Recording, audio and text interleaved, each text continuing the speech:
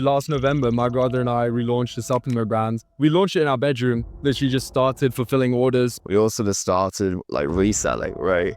Yeah. Yeah. From 40 pounds to like 250 pounds in like 45 minutes. And like, I think that day something just clicked in my head. And you do it in school? Or? Yeah, just hiding the toilets in school. So you went to the toilet? Yeah. Yeah, I did the same. We got George Stock over here. Recently been doing very well with Make UGC. A media buyer is not going to make a losing out of winner. Best people in the space are not the best educators. But it's this like false concept that like if you're at your desk for 12 hours, you're out working everyone else. I don't believe that. I think that like you can just be there at your desk doing low leverage shit that doesn't drive the needle. How do you make sure that you are doing high leverage work? One of my younger brother's friends, he said to me like, I saw him recently and I was telling him our plans and what we're doing. He's like, damn, you're living the dream life. He saw me for the past 2 years before that building a business. He never said, damn, you're living the dream life. Welcome guys, welcome back to the podcast. Today we're in St. Moritz. My friend George Stock, ready recurring guest. And we got Tom over here. Thanks for having me. Yeah, of course. I mean, yeah, just last few days, been in Milan for a couple of days and then came St. Moritz for the day. You liking St. Moritz? It's pretty nice. Got here today pretty early, but it's a nice place to be. Pretty near to Milan as well, so hardly a journey over. Yeah. Yeah, no, I really like St. Moritz. It's just a bit posh for me, if I'm gonna be honest. But otherwise, it's all right. It's a bit pretentious. Yeah. I don't know if it's the kind of place you'd want to be for more than a day. Yeah, exactly. But yeah, what we're gonna do today is just talk about the different industries that we're working with. We sort of got like the online money trio right here. You got the software guy over here with Make UGC. I run an agency, Zitlac Media, and then he runs an ecom brand. Yeah. But if you could give a quick intro, like who you are, what you've done in the past, and what you do today. Yeah. So what's up? My name's Tom. Basically last November, my brother and I relaunched the supplement brand. And yeah, we launched it in our bedroom. Literally just started fulfilling orders. Started off 1 order, 2 orders, go to the post office every couple days, then every day, then post office comes to us, and then we leveled up 3PL, and yeah, we've been scaling it in the past year and it's been kind of insane. Yeah. I mean, yeah, you draw it for yourself, right? I mean, shit, we're out here. We're out here, so yeah, it's going all right. Business going all right. But yeah, give a bit of backstory. I mean, where did everyone start? I think we talked about this like yesterday. We all sort of started like reselling, right? Yeah. Is that where you started like your entrepreneurial journey, or? Yeah, I mean, I don't know. I feel like reselling doesn't really count as like entrepreneurial journey because it was like I was 12, just really into like Supreme and shit.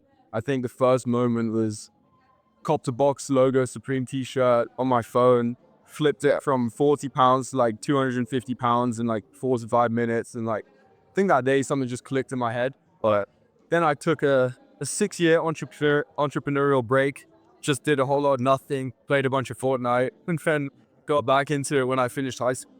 Yeah. Well, but I mean, you also started saying, right? Yeah, we started the same, 11 a.m. Thursday morning, Supreme. I think we all three of us did the same when we were 12 years old and like 13 years old. Every Thursday, go on the Supreme store, the app, and then I always missed it, but yeah, you guys had some. I was quick. I had the credit card information loaded up, the bots ready to go, but you still wouldn't always win. I only maybe like once every 2 weeks. And you do it in school? Yeah, just hiding the toilets in school. You also went to the toilet? Yeah. Yeah, I did the same.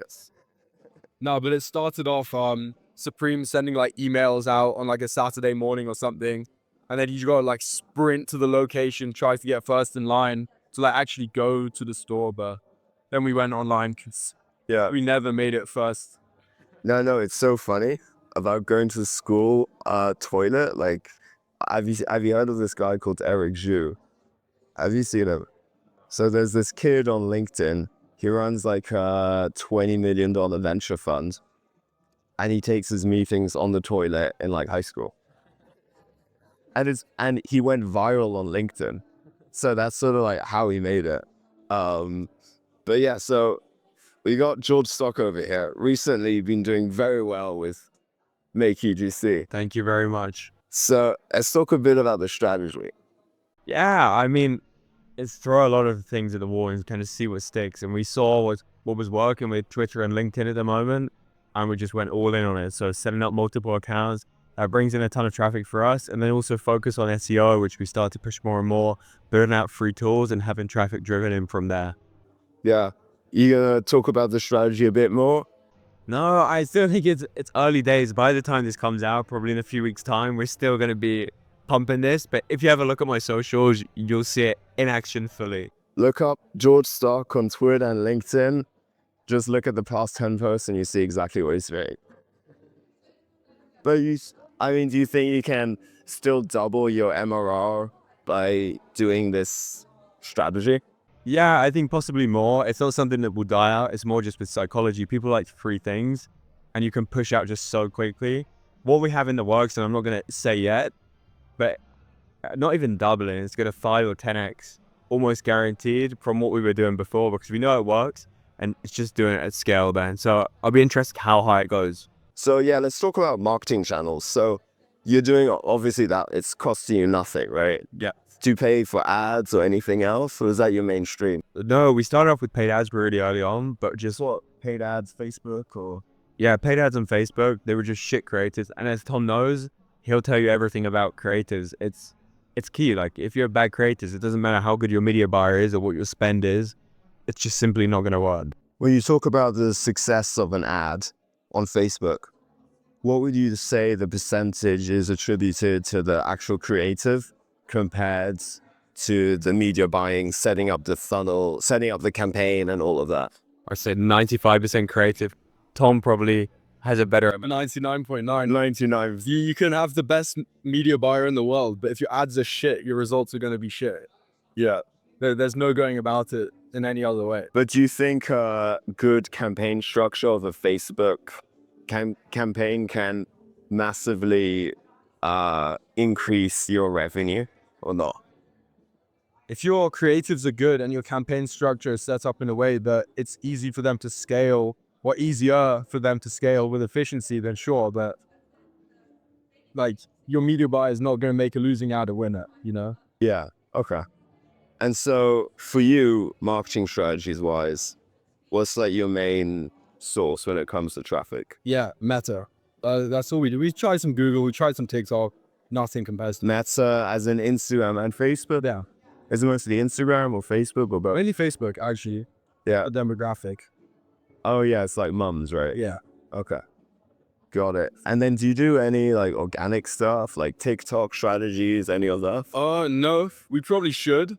We haven't posted on our Instagrams in a way too long, but yeah, no, we definitely start doing that as we get bigger. Because I think when you're launching, like, if you have no capital, you have no like knowledge of how to make winning ads, and sure, organic could be great to like get a bit of demand, to like see what people are saying, but like, yeah, at the end of the day, the thing that's going to drive the needle is paid ads, unless you have a super viral product. But the thing with organic is that it's not consistent. You know, it's not consistent and predictable. You get a video, it blows up, and then once the videos stop being pushed to people's feeds, you're back at square one, you know? Yeah. And then, I mean, this question to both of you guys, do you do like any referral programs or any commit or like affiliate programs? Yeah, we have an affiliate program, but we don't really push it out. It's what, like 5% of revenue? We give £15 for every order. Oh, okay. And you? For ours, it's like 15% of our revenue is affiliates. So pretty large actually. And we just push that more and more. I mean, we don't push it anywhere at all, but people jump all. It's just not true. Right? And then they want to like promote it out, especially in courses. Courses? Yeah, so one of the ecom guys, they run a course, then they go ahead and drop an affiliate link or they share it with their friends, they get 30% back. It's as easy as that. Yeah, no, and then talking about courses, I mean, both of you guys are pretty successful, I'd say. You got the credibility these days that's needed to launch a course. I mean, are you going to launch a course, an intro product? Tom's just planning to. Yeah. It's Course releasing on the soon. way. If it all goes to shit, if you see me dropping a course, just know it's all gone to shit. No, I think like, Whoa.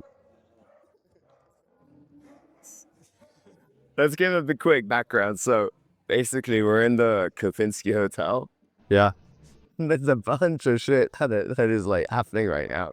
We have like Instagram models taking photos, people walking out of the spa, some people smoking cigars. three weirdos in the corner filming a podcast. Yeah, really a variety of types of people.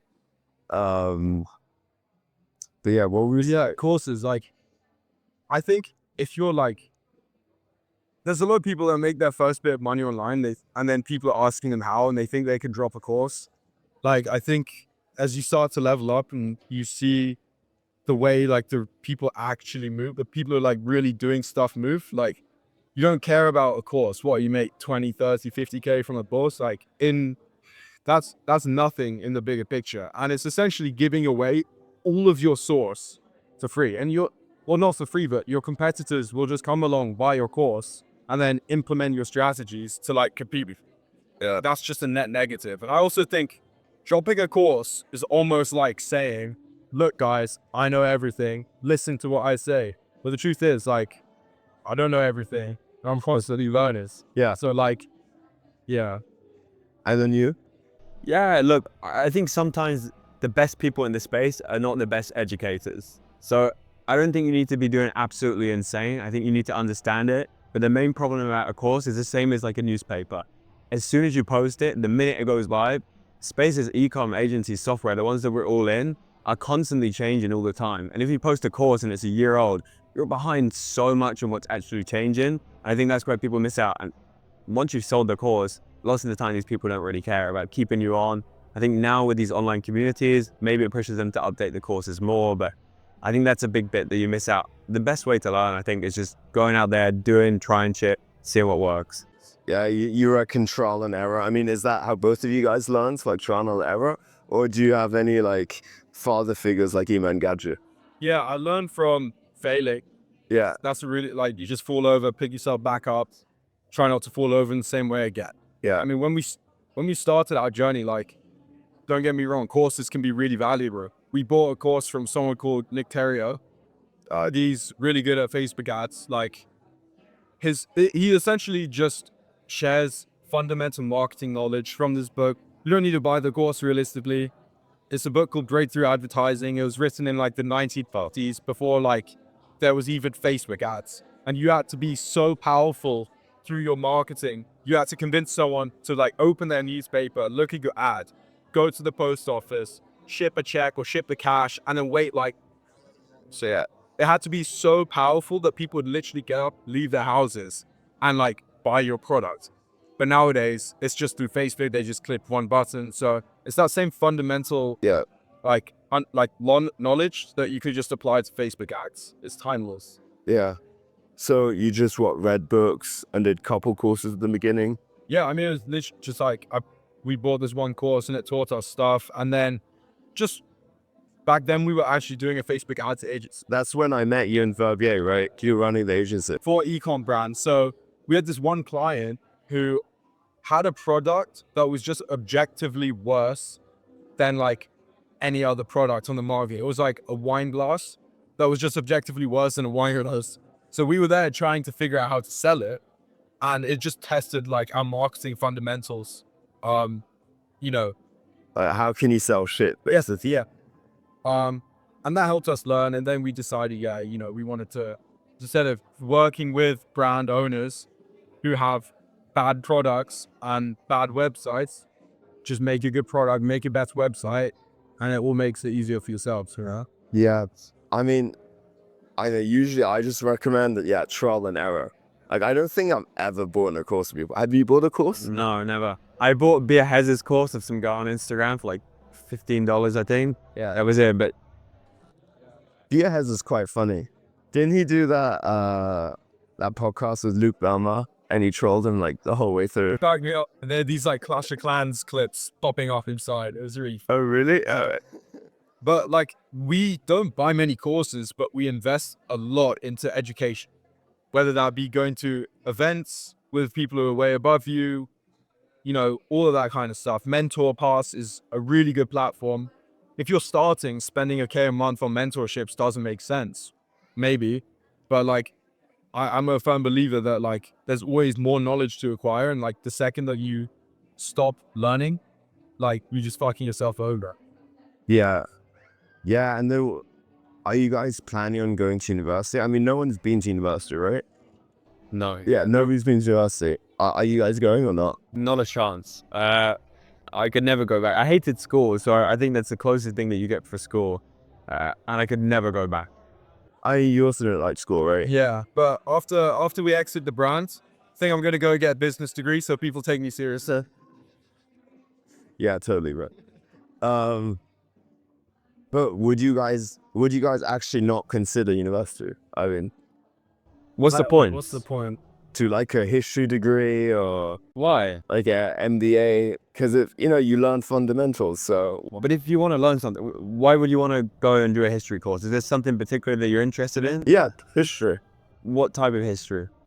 I would do like, I would do like 11th century to like 15th century British history. So why don't you go to England, see the ruins yourself, rather than sitting in a classroom, find an expert on that particular topic. You're going to learn way more than just sitting in a class. I guess having a certificate is also nice, Yeah. That's just an ego thing. No, but it's because you can hang it up and then you can like talk. Exactly, it's an ego thing. Yeah, I'm sure all of your business partners are going to be really happy. It's your office. They see, yeah, I have a degree in 11th century English history. They're gonna be like, oh wow, like this guy, he's serious business. No, but don't you think like at a higher level, some sort of university background would make sense?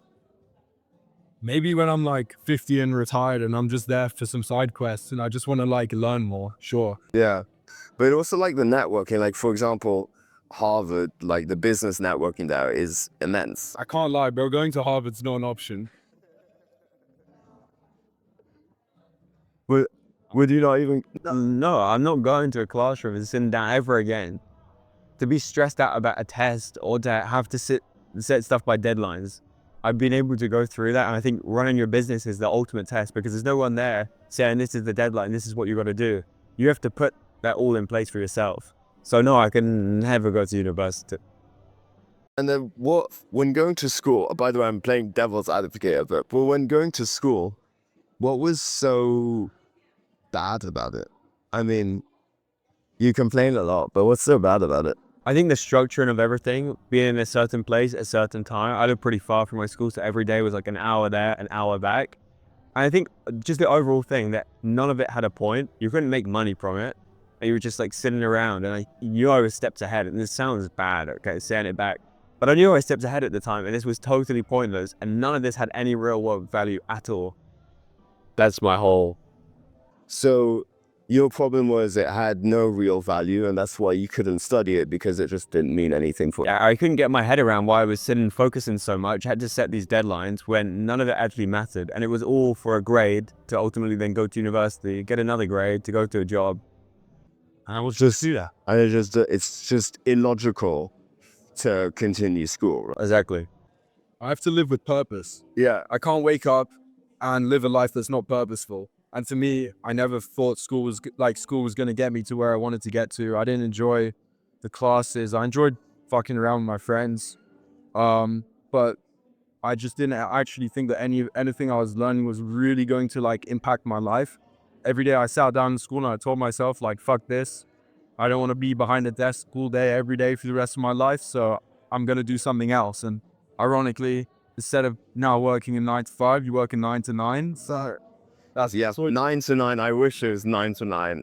I mean, yeah, the hours you guys put in is like crazy. I mean, how many hours do you think on average per week you work?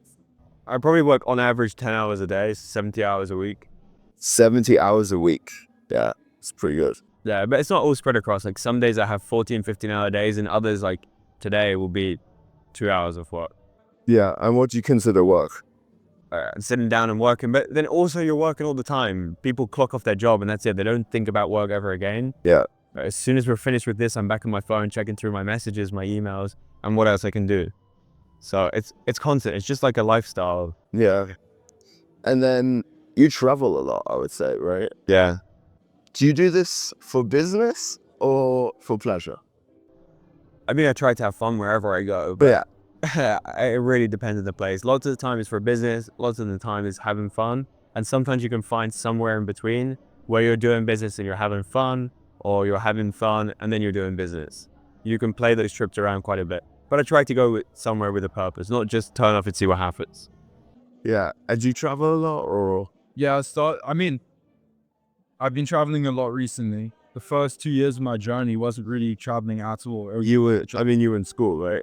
No, like the 2 years like after school. Oh, It's just like at the desk all day, every day. Doesn't necessarily mean like I'm working 24/7. I think there's this like false concept that like if you're at your desk for 12 hours, you're out working everyone else. I don't believe that. I think that like you can just be there at your desk doing low leverage shit that doesn't drive the needle. I don't really call that productive work, but like, yeah.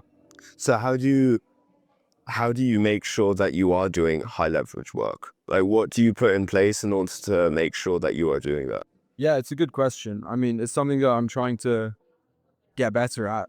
Like when you're co-founding a brand, you have to put on a million hats, right? You have to do everything. Yeah. It doesn't matter whether it's high or low leverage customer support. If you don't have a VA, you have to do it yourself. So first thing is delegating. Delegating the tasks that you're not good at or, aren't high leverage. And then it's just what I've been doing more recently is just like Sunday night, sitting down, just writing out like the key things that I want to achieve within the week.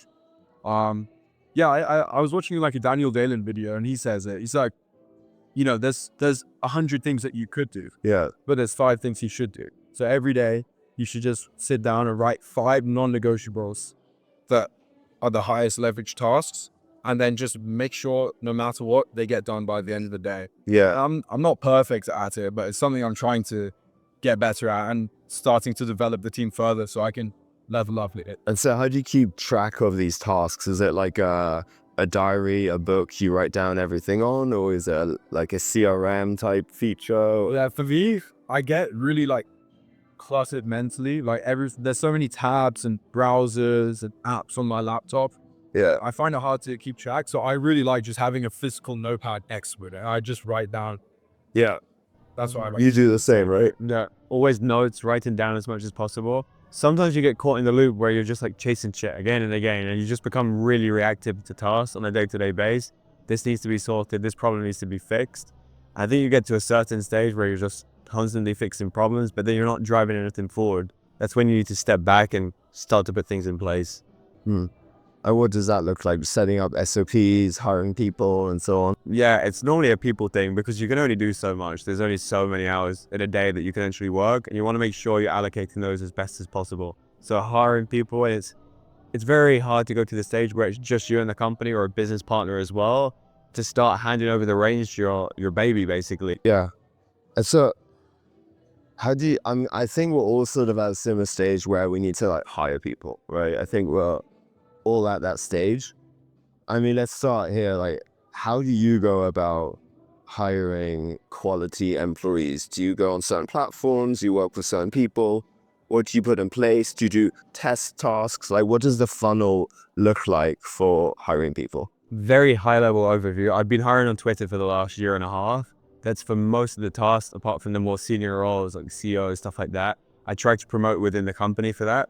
They understand the business as well as I do. They work day to day. There's a level of trust there. So they're easy to promote up. I think if you have that in your company as well, it promotes a good business culture really of working hard, and there's going to be more rewards in the future. So you're saying mainly Twitter? But mainly Twitter for hiring new talent in. So posting out a lead magnet, having people comment or reply, then setting up a small Google Doc or form with a basic task, few simple questions to do, and sending a form, resume, and a video of themselves. You can go through hiring far faster. If you're just hopping on calls with people all day to go through 30 or 40 applicants, you can have tons of people who are just terrible. Yeah.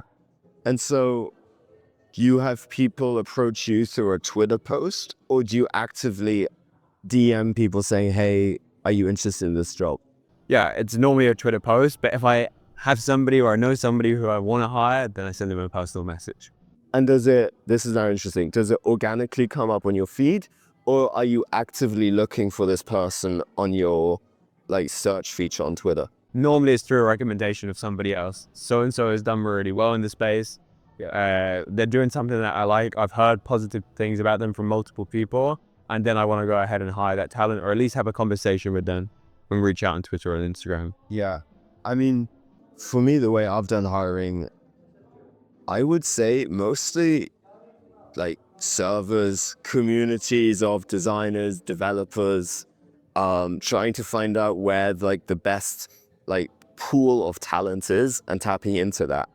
I haven't really, like, I guess, gone through the normal way of going on a LinkedIn and posting a job application. Like I've done that before, but I haven't found too much talent that way. Like what have you tried so far?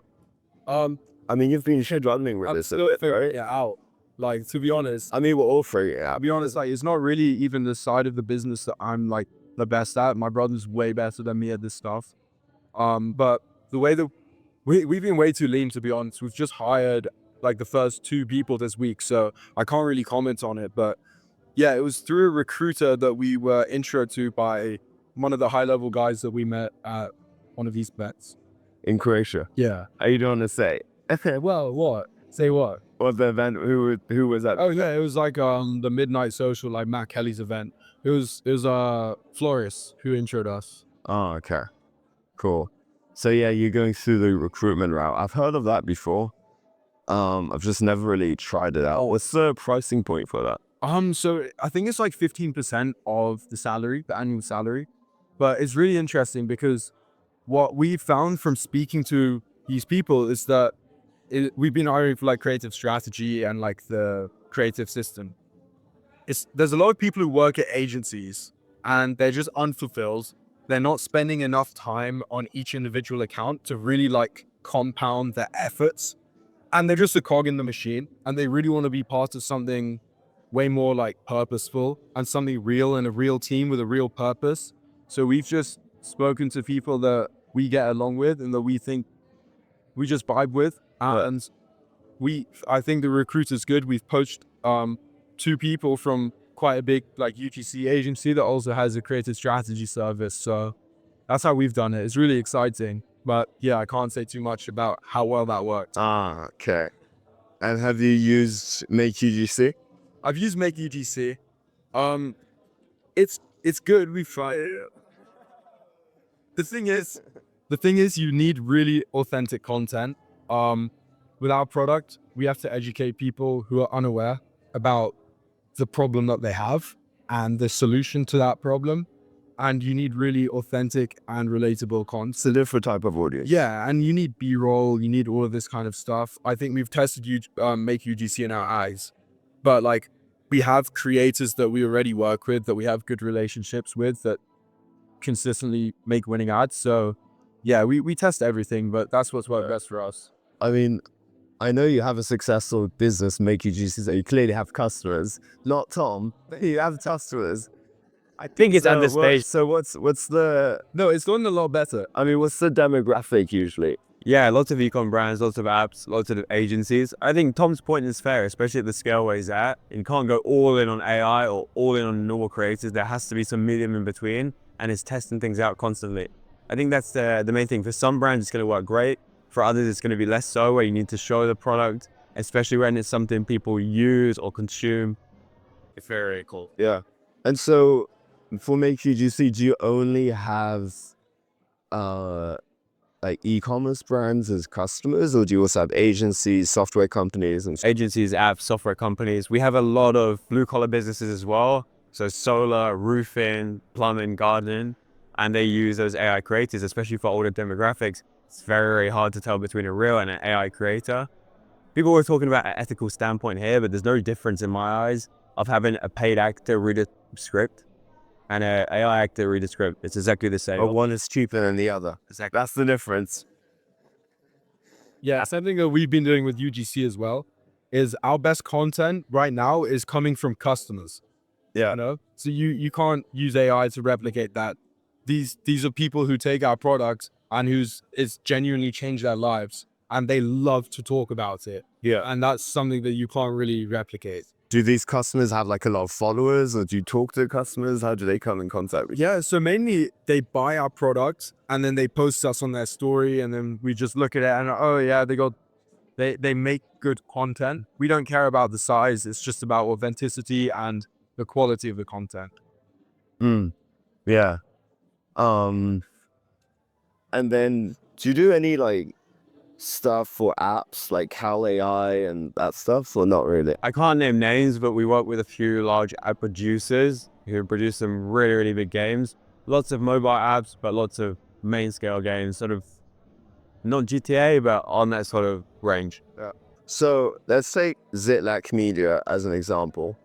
So quick background, we make websites, software platforms, apps. We obviously designed MakeUGC's platform and website, but how would you use MakeUGC to promote Zitlac Media? There's two different ways that you could do it. One is using content, story style content that you post out in short form. So creating a true story around your brand and having AI creators read that story out. The other is personalized outreach. So having AI creators produce these videos with a written script about your customer that you want to reach out to. It's going to be far more personal doing that than just sending a basic templated message. It's going to at least make them think they've gone out of their way, they've made the effort to get this video across. And you can use various different backgrounds, especially let's say it's a dental product. You can pick a dentist on MakeUGC and have them read out a script. Yeah. I mean, what would be like the most, I guess, cost-effective way, like outreach or running content? Because MakeUGC obviously has a cost to it, like, which is more effective. Because I'm thinking if it's outreach, I would need to make a lot of separate videos, and that would rack up the cost quite a lot. So therefore, content would be more worth it. Or what you could go ahead and do is do one script generation with a basic template and then just switch out the names each time. So you can use the edit feature and just simply regenerate a video from there. Okay. And can I do, which plan would that be on, the enterprise plan? No, you can just do that with the normal pro plan. So that's the highest on the consumer level plans. We sell a lot of enterprise clients for higher amounts of videos, but you get 20 credits, custom avatars. You can even clone yourself and then send yourself to your clients. Do you know any agencies that use your platform for outreach? Yeah, we have a lot of agencies who use us for outreach and then also for short form video. I don't know of anybody who uses us just for outreach, but we have quite a few customers coming on board now. I don't know what every single person is doing, but we've got a rough idea. Yeah. And then this is an interesting one. So I have running an agency, doing case studies is probably crucial, because if you have case studies, you can basically go to that network, DM everybody in that network and sign them as clients, right? So that's why case studies are so important. But that's like in the agency world. Now, if we compare that to the e-commerce world, do you do any like case study collection, or do you have a database of how you collect a bunch of testimonials? What does that process usually look like? Yeah, so I think with any business and anything in life, really, it's all about social proof and word of mouth. Exactly. And if people are skeptical, they want to make sure they're making the right decision, and social proof is an amazing way to do that. So yeah, we have like over 1,000 reviews now, and that's essentially like our case studies, you know? Do you make efforts to get those reviews, or they just, I mean, if the customer likes it, they'll leave? Yeah, we have flows set up. Okay. To just email the customers like 21, 28 days after their order. Yeah. And then do you write out any full in-depth case studies with customers, or have you not like done that yet?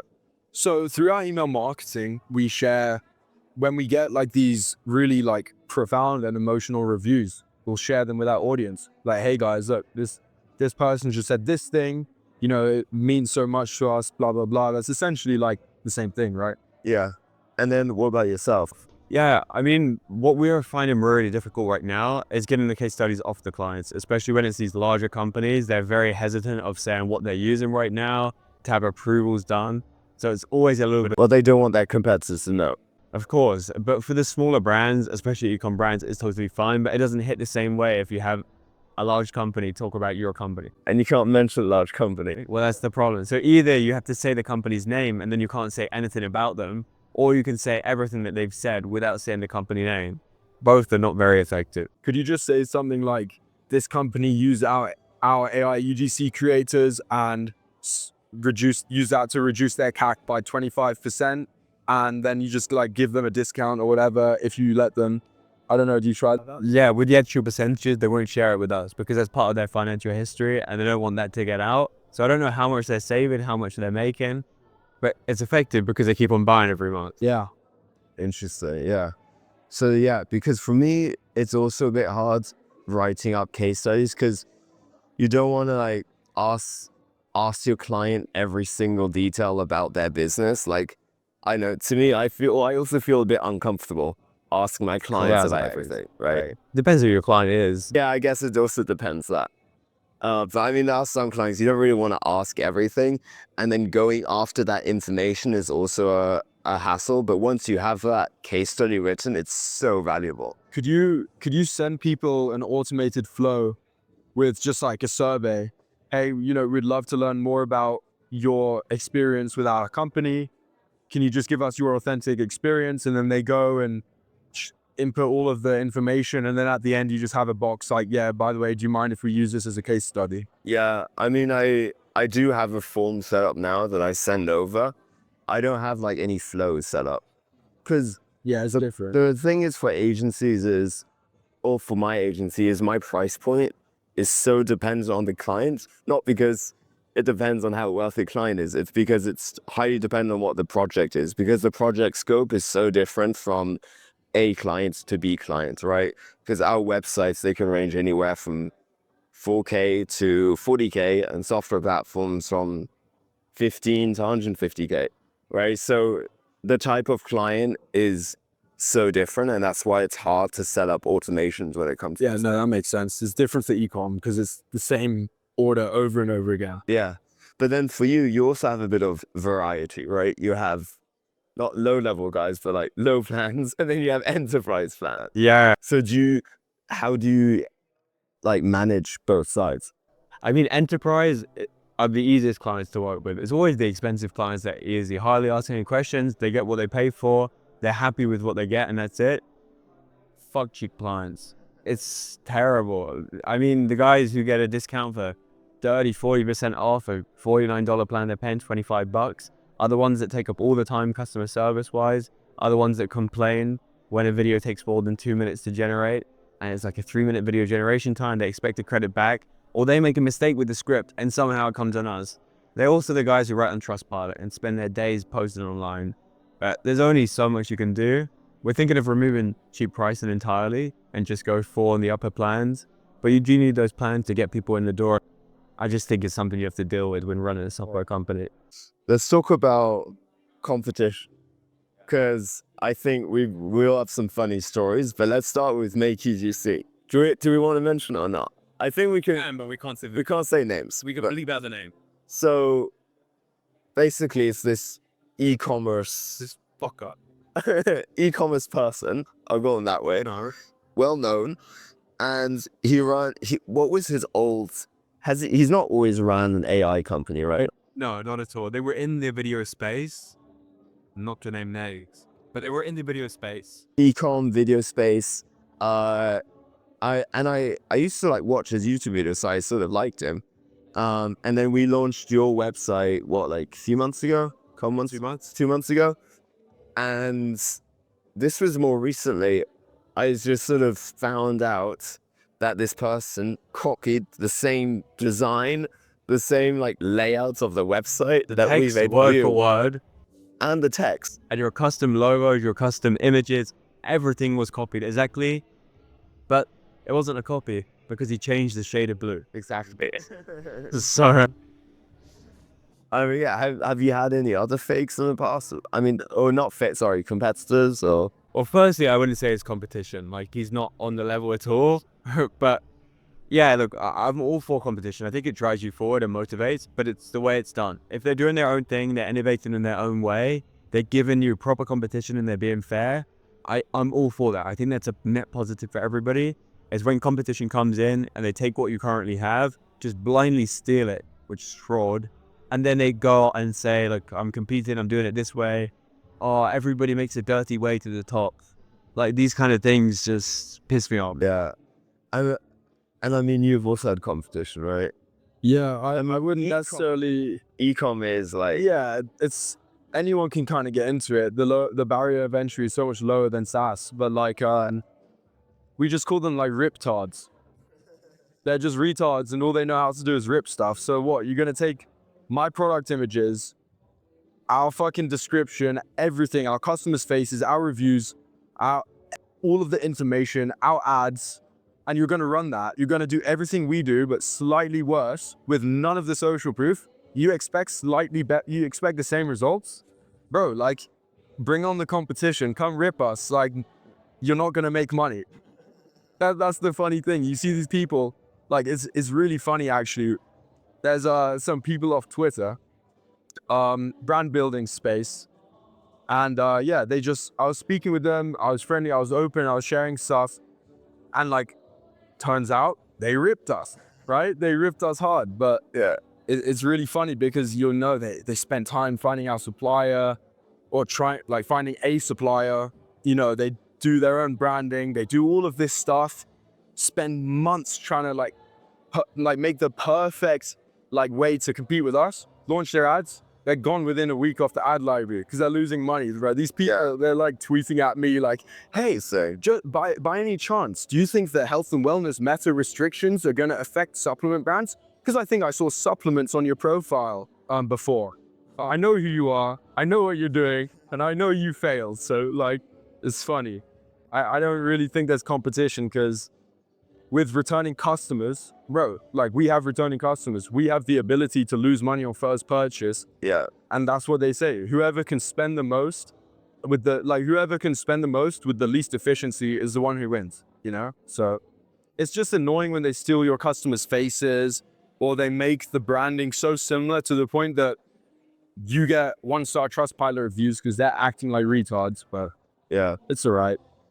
Yeah, I mean, for our agency, it's, I guess, sort of similar, but then different at the same point, because for us, it's like, how are you going to copy us? Like, we have actually seen someone copy our exact website and then just put a different domain. But my face, my business partner's face, my whole team's faces are on his website, and then they just have like a different Calendly link. To be honest, I don't really care about that because, I mean, that doesn't really mean much. But then, yeah, sometimes people steal our work and they say, oh yeah, we did the website, even though we did it. They come and go. The people to actually be worried about are the ones who aren't ripping you. Yeah, They're real. If there's big players who come into the space, they're not going to rip you. They're going to do their own thing. They're going to do it well. And that's when you should be worried. These guys off Twitter who just see you making a bit of money and want to make a quick buck, like, there's nothing to be worried about. yeah, no, totally. And then, I mean, what's the plan for the e-com store? I mean, are you planning an exit? What's next for you? Yeah, I mean, when we first launched it, we were thinking like, yeah, an exit would be great, you know, just build the brand for 2-3 years, and then try to sell it. But for me, I really enjoy building the business.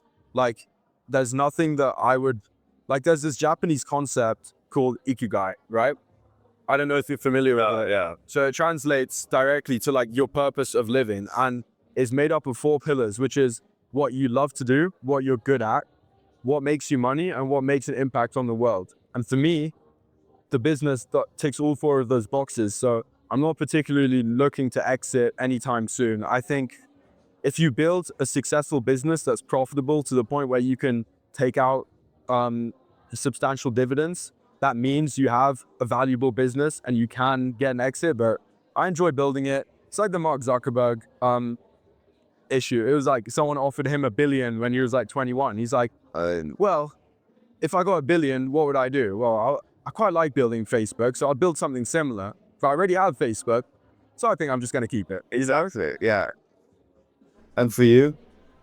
Yeah, I think we're building towards an exit. I really enjoy what we're doing, but I think the software space is so lucrative right now. I'm not sure how long it's going to stay. So if a good offer comes to the table, that's fine. but definitely not in the near future.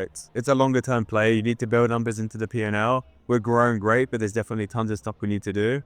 I think once I get to the stage where I feel like I can't do anything else, there's no more to improve, or we just get a crazy offer, I won't even consider selling. We got an offer last week, but just turned it down straight away. I mean, that was a good offer. It was a good offer, but it's the same thing as Tom just said. Like, what would I do? Probably build something similar. It's growing really well. I've taken the right opportunities, and it's okay if I carry on running this for another 24 months or 18 months, 12 months. How far ahead could I be? And I think it's going to be far more. I mean, don't you think you could build a similar, not similar software company, but just a software company that solves a different problem in the same niche and run the same marketing strategies, and you'd be right back where you're at right now? I think I could be, but I do enjoy what I'm building right now. I've been in this space because of my previous company as well, VidX. So it just all aligns, and Are you still running VidX? yeah, it's still running, definitely on a lower mode maintain, because all of my focus is towards make UGC and the acquisition stuff as well, which I keep a little bit more low key. Yeah. And let's talk about this other sort of personal topic. I mean, we're both 20, you're 21, did school, now I guess living, not the life, but doing pretty well in business, traveling all around the world. We all sort of want to settle down. And let's talk about like residencies. Where would you like ideally want to live? I've been thinking about this through last year, but still don't go. I mean, I'm spending quite a lot of time in London. I have residency in Portugal right now. We're still like sorting out a few things there, but I don't know like where that one place is that ticks all the boxes. And I think I'm coming down to the conclusion there's not one place. There's a lot of good places. I mean, each has their pros and cons. Milan is a great city. I think London is great. In certain aspects, Dubai is great, but I don't think I could live there. So they all have a different pace. I think you just have to settle with what's best. Yeah. Get multiple homes and you can move around. Yeah. And for you? Yeah, I mean, I have a bit of a love-hate relationship with London, as everyone does, I think. There's nothing to do in the winter except work, so it's great for building a business, but there's like no, for me personally, there's like no work-life balance there. I think the move is just like London in the winter, maybe travel to Europe here and there in the winter, then, you know, January, February, Cape Town. Even though I've never been, it looks very ideal. Yeah. After Cape Town, European summer, then go to Bali and then do all over again. Yeah. Sounds like the life. Yes. So, but Theo's convincing me to go to South Africa. I'm not sure yet, but I think I'll Excuse me, not sure. He's pretty sure that he's going to come out. go in and out. But I think what you just said before as well, we have this idyllic life from the outside, but most of our time is just work. We're talking about this in the car today, how just free will. A week ago, we were playing paddle in London, the freezing cold. Then we decided to go to Italy. Then we've decided just to come up to Switzerland for the day, just to go around, see what's here. And all of this is great. And what, today is like Saturday? Yeah, Saturday, yeah. Or even, it could be a Wednesday, and it's exactly the same. Yeah. It's funny, one of my younger brother's friends, he said to me, like, I saw him recently and I was telling him our plans and what we're doing. He's like, damn, you're living the dream life. But he saw me for the past 2 years before that building the business. He never said, damn, you're living the dream life for the past 2 years. But then all of a sudden, like, He says it. yeah, success is more visual. Then, yeah, of course you're living the dream life. But like, you're not willing to put in those years to actually get to this point. So like, Yeah. Yeah, I mean, I think we're just at the beginning of where we're going to go. the goalposts move so quickly. Yeah, exactly. I mean, we're all so young. And yeah, there's just so much to do. And then another point I want to touch on, I had quite a lot of trouble with this early on, is like comparing yourself to other people. Have you ever had any struggles with that, business-wise? Yeah, I mean, you open up Twitter and you see some fucking random 17-year-old doing like 100K in a day. You're like, fuck, I'm doing nothing. I mean, it's a classic quote, right? Comparison is the killer of joy. Yeah. Yeah, I mean, you always compare yourself to other people and it pushes you further. I think the problem is when you start like degrading yourself comparing yourself to other people. Like, it's okay if it motivates you, but there's always going to be people doing better and worse. Like, it's just life. Yeah. Any wisdom to drop there? I think it's wise words from Tom, really. But yeah, honestly, you're always going to compare yourself to somebody. You're going to see who's better than you. And I think, especially now with the online money space, it can see you and people can go on a private jet. They can get an empty leg. They can pay for Emirates first class on points. They can make it seem they're doing much better without showing the actual work that's gone in. But they just lead completely different lives. So Exactly. your own lane to an extent, but at least use some of it for motivation. Also, if you're in an environment where you're comparing yourself to everyone and you think really highly of yourself, then that's probably a really bad environment to be in. Yeah, well, that's also true. Yeah. Wrap it up. Yeah, but I think we're pretty much done here. Thank you very much. Mike, you're on. All right. Yeah, that's a wrap. That's an hour.